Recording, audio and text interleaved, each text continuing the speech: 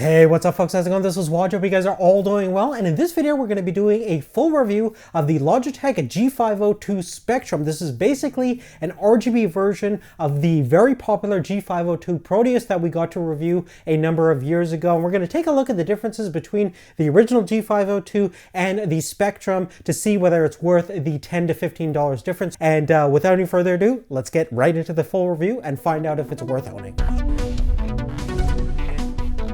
Now essentially what the Spectrum is a G502 with RGB lighting, and there's pretty much no difference between the original G502 Proteus and this G502 Spectrum that we have over here. In fact, the only real visual difference between the two is you can see on the original G502 we had a blue strip along the edge of the thumb rest, and on the Spectrum we have a black strip, which does make more sense and makes it more neutral from a customization standpoint. Now in terms of those RGBs, they're located in two regions of the mouse. One is on the Logitech gaming logo, and the other can be found on the DPI/profile indicators located on the side of the mouse. Now through the Logitech software, you have a couple of different options for illumination. You can basically set it so it cycles through a whole bunch of different colors. You can of course go for a specific color that would match with the specific scheme and style of your gaming setup, or you can have a combination of all those different things. So there's tons of different customization options on the RGB side. Now apart from those things, everything else that you loved about the G502 is pretty much over here. You have 11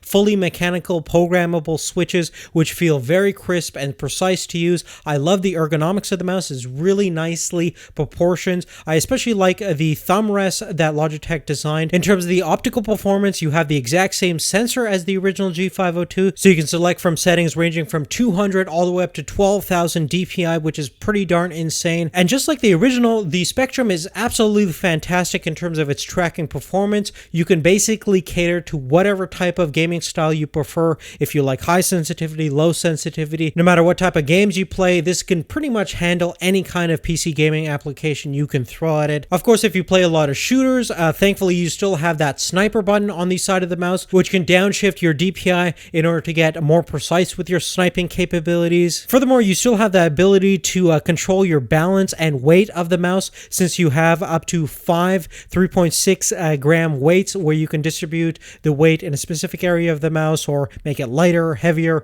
whatever you want. A feature that I really like to use. I usually load all the weights up because I personally like a heavier mouse. Now, one of the main issues with the original G502 from a long-term perspective was that some of the Teflon feet located at the back of the mouse wore down a little bit too easily. Some mice had problems with adhesion where the feet would eventually peel off because the adhesive back was not sticking to it properly, and after just a couple of months you had people having to pretty much replace the entirety of the Teflon feet located at the bottom of the mouse, and this was certainly upsetting. Logitech did send out some complimentary Teflon feet for customers that did have issues. Since you do have a fantastic 2-year warranty, Logitech does like to stand by their products as much as they can, but I think this is mostly a problem with the design of the Teflon feet themselves. The triangular shape and the area which some of these Teflon feet are located tends to result in unwanted friction between the mouse pad and the feet themselves, where microfibers from the mouse pad actually penetrate in between the Teflon feet, and the plastic of the mouse itself will result in some of those peeling issues that some people are having. Generally speaking, if they design the mouse in a way where the feet would be a little bit more simpler in terms of their design, less angular, and shaped in a way where it would decrease excess friction from the Teflon feet